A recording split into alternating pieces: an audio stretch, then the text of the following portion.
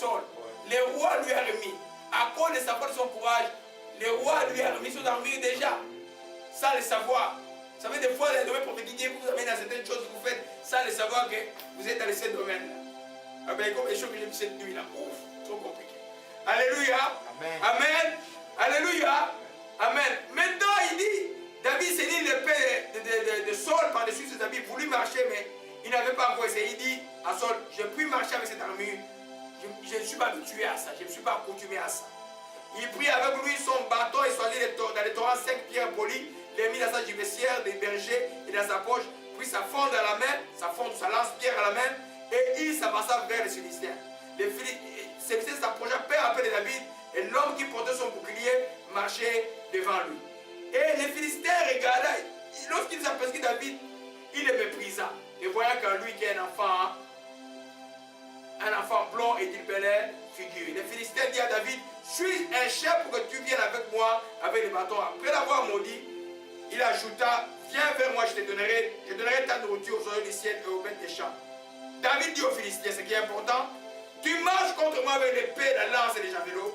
Moi, je marche contre toi au nom de l'Éternel des armées, le Dieu de toute l'armée d'Israël que tu as insulté. Amen. Aujourd'hui, disons aujourd'hui. La foi c'est aujourd'hui. L'espérance c'est demain. La foi c'est aujourd'hui. Voilà pourquoi la Bible dit, mon juste vivra par la foi. C'est aujourd'hui que tu obtiens par la foi. Il a dit, aujourd'hui, l'Éternel te livrera entre mes mains, je t'abattrai, je te couperai la tête. Aujourd'hui, je donnerai des cadavres du camp des Philistins aux oiseaux du ciel et aux animaux de la terre. Et toute la terre saura qu'Israël a un Dieu. Amen. Amen. Il allait combattre pour la gloire de Dieu. Pour que Dieu ait la gloire.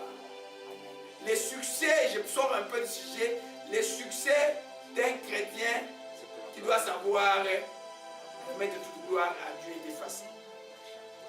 Et tu verras beaucoup de choses que Dieu fera encore. Alléluia. Il a dit simplement ceci. Et on continue, il dit aujourd'hui, et toute la terre saura qu'Israël a un Dieu, et toute l'amitié saura que ce n'est ni par l'épée, ni par la lance que l'Éternel sauve, car la victoire appartient à l'Éternel. Il vous livre entre nos mains. Aussitôt, les Philistins se mirent en mouvement pour marcher envers David. David courut sur les champs de la bataille à la rencontre des Philistins. Amen. Et il met la main dans sa gibecière, il prit une pierre, la lança avec sa fronde, il frappa les Égyptiens au front, et la pierre s'enfonça au front des Philistins qui tomba le visage contre terre. Amen. Il a déclaré, il a cru dans le cœur, depuis qu'il est venu au combat, il a dit, qui est cet incirconcis qui est le roi d'Israël? Moi, je vais le combattre. Et puis, il dit aux Philistins devant l'ennemi, aujourd'hui, moi, je te livrerai. C'est que tu m'as maudit, mais je retourne ta malédiction vers toi. C'est moi qui va te livrer toute l'armée des Philistins. Je l'ai dimanche passé, la malédiction s'exclut par la parole. Alléluia. Quand je te maudis que tu vas mourir de maladie, toi tu vas prononcer l'inverse. Amen. Je ne mourrai pas, je rencontrerai la gloire de l'Éternel. Alléluia. Amen. Maintenant là, il a prononcé et il a pris ce qu'il avait. Amen. Dieu agit toujours avec ce que je disais. Amen. L'action que tu vas poser, parce que ce n'est ni par l'épée, il a dit, ni par la force. Ou la grande force. Amen. Ou la bénédiction, mais avec ce que tu as. Amen. Vous vous souvenez de Gédéon, Dieu l'a dit, il va combattre Israël. Il dit, mais avec la force que tu as, va combattre. Gédéon était faible, il était seul, il n'avait pas de force. Alléluia. Amen. Et Dieu agit avec le peu que tu as. Le plus important que la conviction dans le cœur. Et il a déclaré de sa bouche et il a joint l'acte. Amen. À la parole. Et les résultats étaient instantanés. C'est pourquoi il a dit aujourd'hui. Et ceci vient. Est-ce que Colin était mort le lendemain? Aujourd'hui. La foi tu reçois aujourd'hui. Alléluia. Et tu dois. On va voir beaucoup d'exemples. Alléluia. Amen. Et donc nous comprenons que si moi je crois du cœur et je ne prononce pas dans la bouche, ou je crois du cœur, je prononce dans la bouche, je pose pas des actions. Parce que pour poser des actions, on va voir ce qu'on va suivre. Je ne vais pas précipiter enseignement. Pour poser l'action, il te faut un indicateur de la foi, un attribut de la foi qui est très important qui s'appelle l'ardiesse et le courage. C'est ce qu'on va voir après, dans 2 minutes. Amen. Mais, revenons à ce que nous disons, tu dois pouvoir poser des actions. Par exemple, le cas de maladie qui est très commun. Quand tu as prié, que tu as cru que tu as reçu, ou tu as reçu une prophétie, que tu as dit Amen à la prophétie, ton attitude, ton comportement, tes actions doivent montrer que tu es guéri. Alléluia. Allez, Amen. Vous souhaitez des aveugles que Jésus a guéris. Ils n'étaient pas guéris, il dit allez vous montrer. Hein, autant. En allant en cours de route, il s'est trouvé qu'ils étaient guéris. Parce qu'ils avaient foi. Et celui qui est revenu pour remercier cet ingénieur a dit simplement ta foi t'a sauvé. Alléluia. Ça c'est la part la plus difficile parce que l'humain est habitué à voir d'abord pourquoi. Mais nous devons tout changer cela, de croire d'abord et de voir après. Alléluia. Nous avons besoin que notre cœur soit ferme, notre bouche soit ferme dans ce que nous disons et l'action doit suivre ce que nous disons. Alléluia. Ou tu veux faire un projet, tu dois commencer à faire ton projet. Quand tu as prié, tu as ouvert le projet là, commence à faire. Souvent la Bible dit que la force du peuple de Dieu vient à marcher. Quand tu as commencé à faire, c'est alors que moi c'est beaucoup mis. Pourquoi avec l'enseignement ça arrive comme ça? Quand avec le commence c'est lourd. Quand je commence et puis c'est des boules. C'est toujours comme ça. Le Saint-Esprit attendra toujours qu'il fasse les premiers pas. Alléluia. Amen. Alléluia. Alors on va prendre un autre exemple pour montrer comment est-ce que le cœur, la bouche et les actions doivent marcher ensemble. Alléluia. Alors dans Actes chapitre 3. Amen. Je vais demander à frère Nari de nous lire cela. Actes chapitre 3. Alléluia.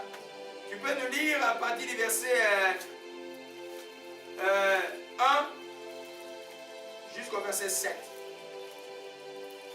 Alléluia. Acte 3, 1 à 7.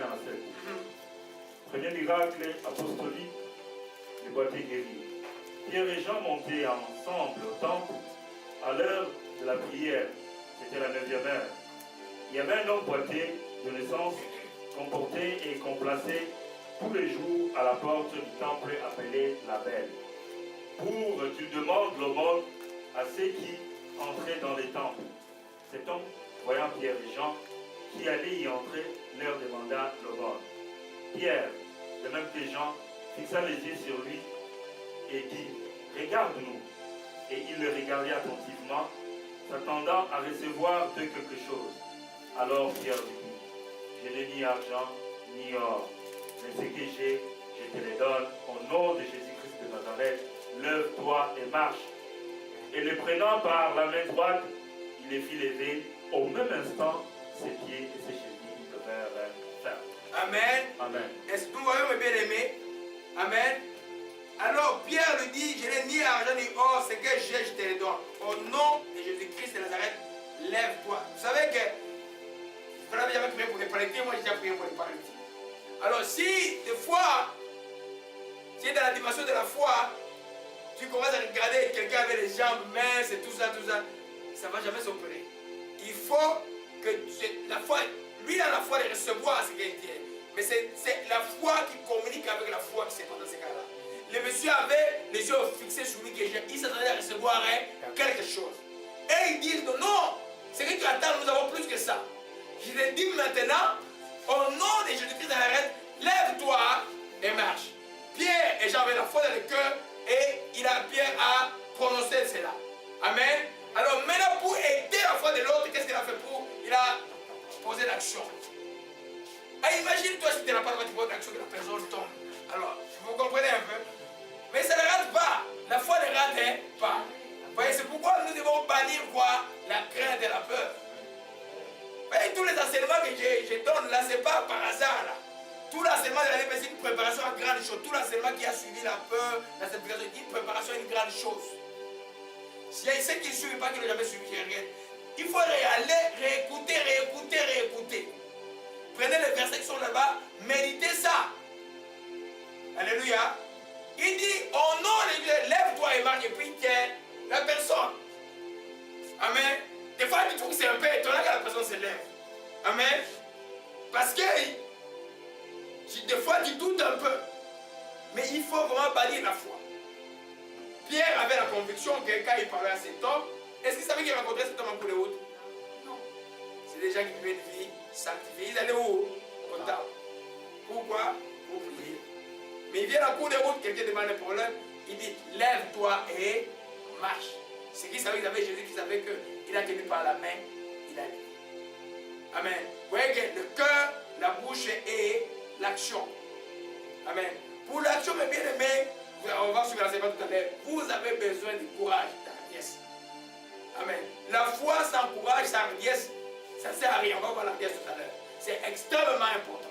C'est moi, j'ai pris comme le premier indicateur de la foi, le courage et l'hardiesse. Dieu demandera toujours le courage à ses enfants. On va voir ça tout à l'heure. Alléluia. Amen. Alors, c'est extrêmement important ce que tu dis. Alléluia. Alors, il y a encore une histoire très, je dirais que les chrétiens doivent méditer. Cette histoire, c'est cette histoire, moi, qui m'a fait prouver que Dieu a toujours été un Dieu qui honore la foi. L'histoire, ça passe pendant la loi, mais c'est une histoire de foi réelle et véritable. Amen. Alors, on peut dans 2 Rois 4, verset 23. Amen. 2 Rois 4, verset 23. Amen. 2 Rois 4, verset 23.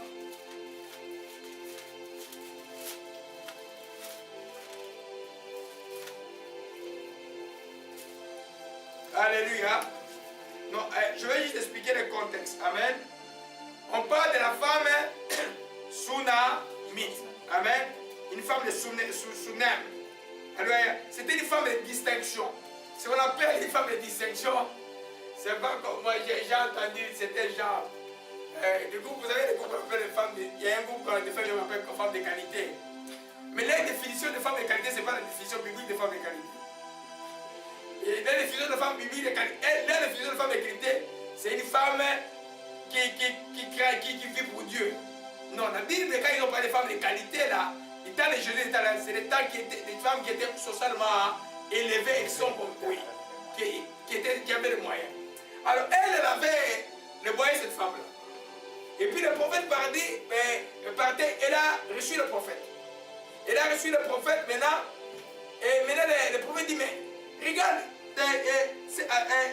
elle dit, mais qu'est-ce qu'on peut faire pour cette femme parce qu'elle nous montre trop de gentillesse pour nous.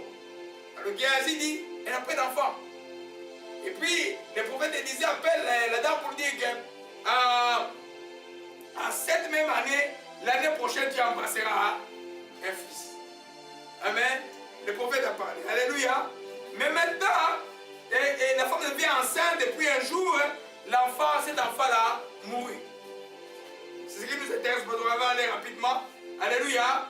Alors, verset 20, les serviteurs l'emporta, l'enfant qui était mort, l'amena à sa mère.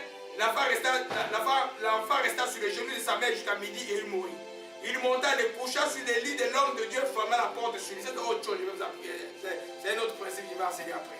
Alléluia. Et il appela son mari et dit, envoie-moi, je te prie, un de tes serviteurs, une de ces ânesses, je vais aller à Naples vers l'homme de Dieu et je reviendrai. Et il dit, pourquoi veux-tu aller aujourd'hui vers lui? Ce n'est ni lune, ni sabbat. Et il répondit, tout va bien. Regardons-nous bien, mes amis. Tout va bien. Qu'est-ce qu'il avait comme réalité physique? Un enfant mort. Mais elle dit, tout va bien. Elle dit, pourquoi elle a dit tout va bien? Parce que dans son cœur, elle croyait que par l'enfant qui est venu par le prophète est capable de retourner cet enfant dans la vie. Amen. Alors elle n'a pas voulu se plaindre, elle allait vers la solution rapidement avec la foi.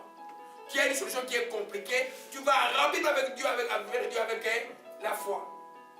Alléluia. Elle a dit, tout va bien. En d'autres termes, la réalité, quand elle prononce ça, elle annule déjà la réalité qu'elle voit là. Elle croit à une autre réalité. Elle croit réellement à un Dieu qui appelle les choses qui n'existent pas comme un.